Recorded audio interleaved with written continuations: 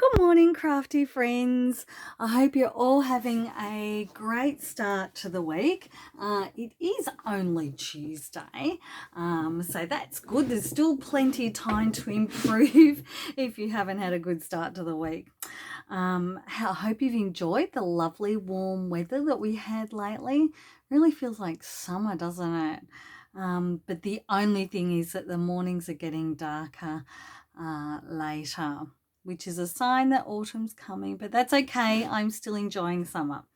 Now, today I want to show you a little technique about how to mix pattern papers especially on a small area like a card, because that can be a little bit clashy with the patterns.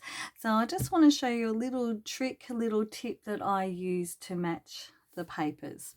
So let's get on to make the card.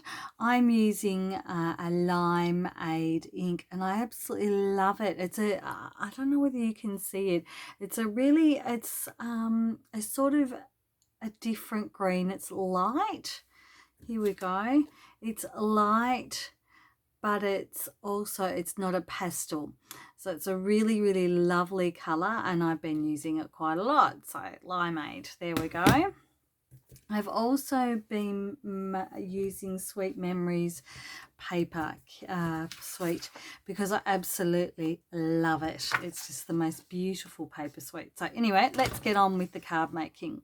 So with the Close to My Heart card blanks, I guess you call them, card bases, the way to fold them, can you see that ridge in the middle? It's sort of like there. Instead of folding in, which you would naturally do, you do the opposite. You fold it this way with the ridge in the middle and it just gives a better fold. So here we go. I haven't got my bone folder, so I think I taught you this trick in the last video. You just use the edge of your scissors. Makes your scissors very versatile. Another use for these glorious non-stick scissors. Okay, so let's start. I started out with a Limeade base because I'm using the Limeade ink for this, the image that I cut out. I'm using a base of Limeade just to add a bit of consistency, I guess. And what I like to do sometimes is just highlight the edge of the cardstock by inking it. So I get my ink pad in this hand, hold my paper like this, and then just stroke the edge. Now you could use a sponge or any type of tool that would actually put on more ink, and you could have the edges a bit more inked up. But because this is just a photo mat and it's only slightly bigger than the actual hero paper, then I don't want to do that.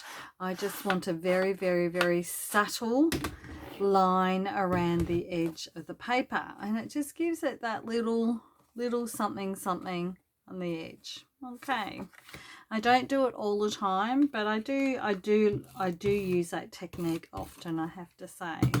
So here we go. So let's just adhere this card base. There we go. And just make sure, because I know that's going to stay there, I'm happy to adhere it like that. So there we go, we've got the base. Then we've got this beautiful hero paper. It's the Sweet Memories paper pack, and I absolutely love that. This reminds me of old-fashioned wallpaper. I think I've said that to you in the past. I absolutely love it. How beautiful is it? Anyway, keep going on. This paper suite is only available to the end of February, so if you want to grab yourself a packet, hop on to my online store. It's well worth it. Okay, there we go. So we're going to, like I said, it's only going to be a very small sliver of Limeade around the edge. So we'll pop that on. Now, if you're wondering why I know Limeade works with this paper, I'm going to show you how I can tell. On the zip strips, which is this strip, see the branding strip, I guess it's called, above, it has the featured colours mink, mist, mulberry, periwinkle, sage and white daisy, and I've just realised Limeade's not in there. There you go, friends. I think I must have made that up. But it does actually work really well with this card, so I'm going to leave it there. But that's how if I'm stuck and I don't know what colours go with the paper packets that I have, I actually just turn to this branding strip. I'm happy with the way it works. So there you go. Maybe I imagined it. Now, I've decided to have this die cut. So it's a Stampin' Die Cut. It's not available anymore. It's one I've had in my little crafty stash for a while, and it's an occasional wreath, and I absolutely love it. It's my favourite stamp at the moment. We all have our favourites, but mine changes all the time. So this is the one I'm using at the moment. It's got a lovely wreath and some really great sentiments. That's what I look for when I purchase a stamp set. Is it usable? Can I use it more than once? Can I use it for more than one thing? Because these are expensive, friends. Let's face it. We invest our money into craft products, so they've got to be useful. They've got to do more than one thing, and this stamp set qualifies for that. You can use the wreath. You can cut the wreath in half to use it as a tuck-in element into your scrapbooking, your memory keeping and your card making. So you can sort of use the whole lot or little bits and pieces. You can use it just as I have without colouring in, or you could colour it in. You could colour it in individually, or you could colour it in as a whole, just ink it up with some sponges or some blending brushes. There's lots of ways to use it. So that's how I thought, yes, it's worth the investment. And then I've got some really good investment sentiments to the Happy Couple. Well, I don't have many like that. In fact, I don't think I've got to the Happy Couple at all. You can always use a thank you. That's beautiful. Always use a thinking of you. Congratulations. I don't have a sentiment that size, and happy birthdays are always good. So these are really versatile sentiments. And so I thought, yes, this is worth my investment. So there you go. So you have a stamp. This is a stamp. And then you have the thin cuts, so you can cut out and make it like this. I'll show you another way that I have also cut out this stamp set, but I'll show you that at the end. So as you can see, if you put that onto that paper, it's just, your head explodes. It's too busy. I can't manage that. My brain is just not going to cope with that. So I thought, okay, what can I do? So I went through the paper pack, Sweet Memories, and I came up with this is much more restful. So I cut out a square which is just under 4 inches each side, so 4-inch square, just under 4 inches actually, because I didn't quite want a 4-inch square, because this base here, this one here is 4 inches wide, and I just wanted a little edge around, because this is the hero paper. I wanted to see that most. Does that make sense, friends? I hope it does. So now I can center all of that.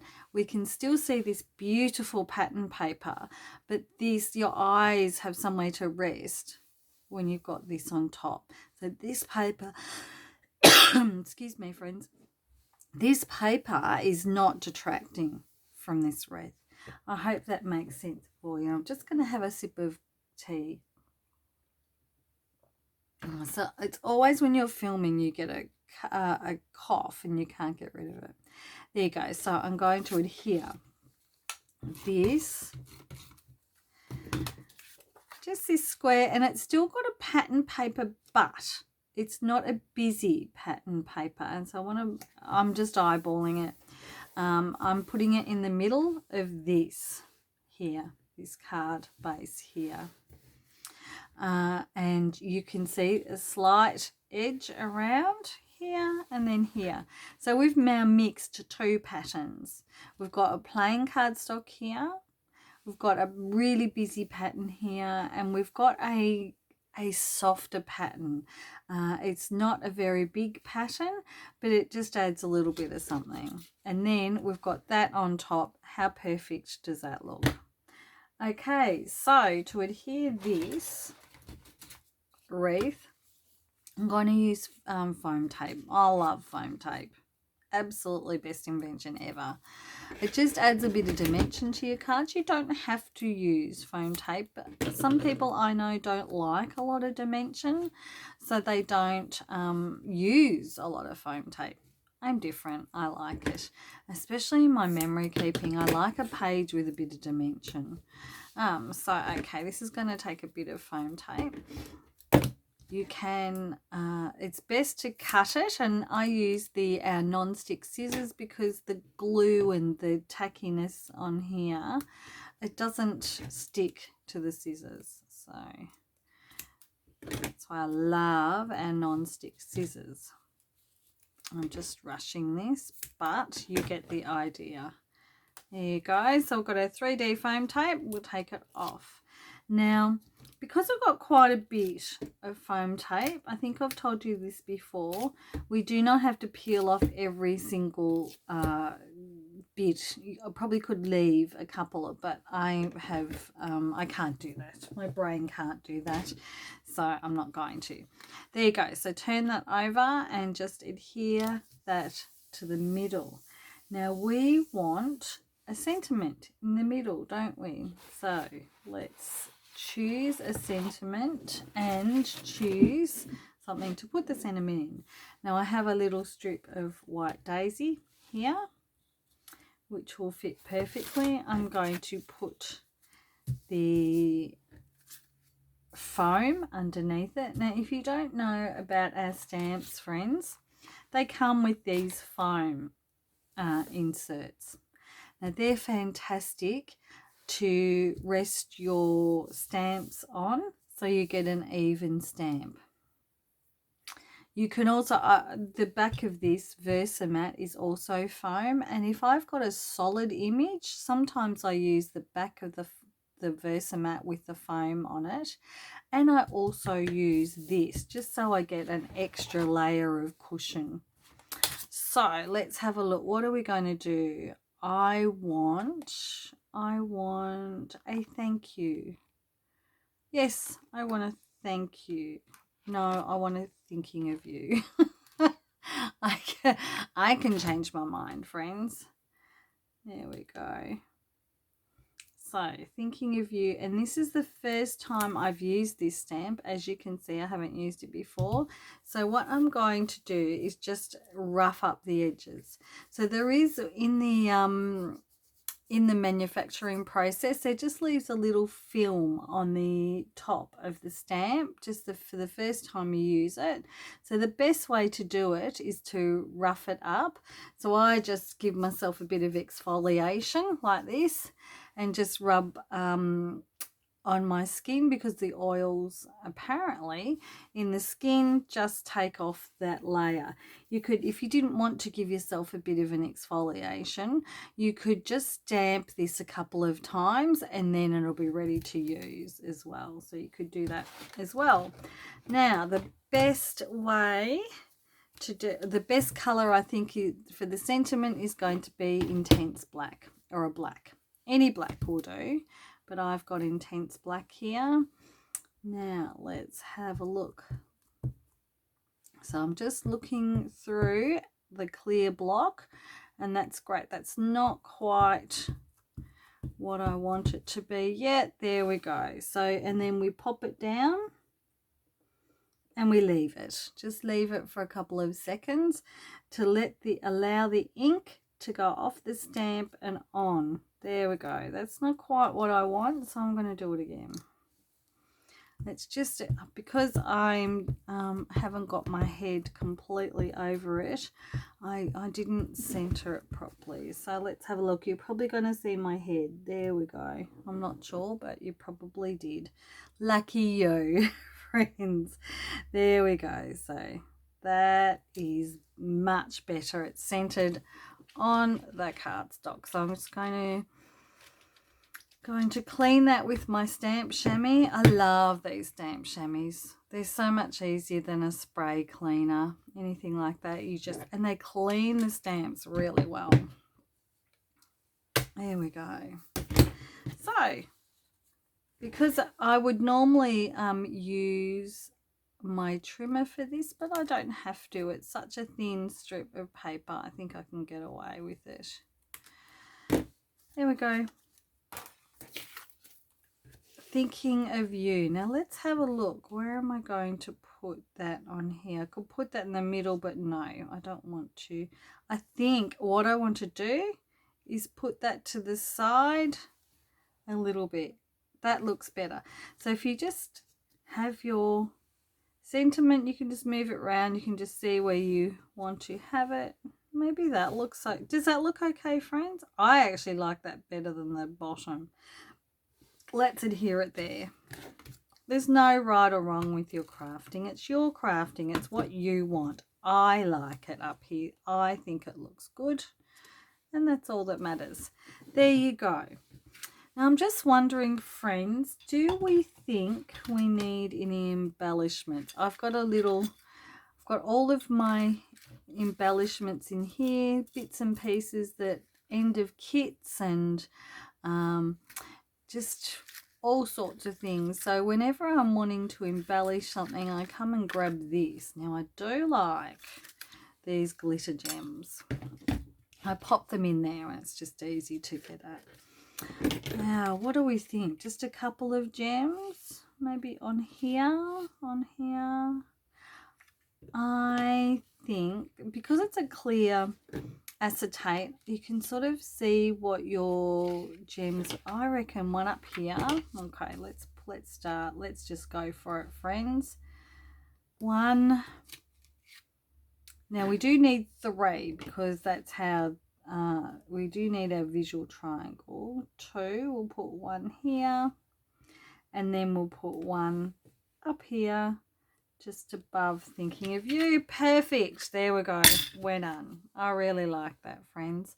I hope you've enjoyed this video. I hope you've learned something. Oh, friends, also, I just want to show you this is the other technique I used, and I fussy cut that out.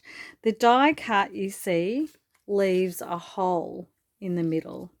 And when you fussy cut it out, there's no hole in the middle, so you could use it that way as well. I just wanted to show you another way of using the die cut.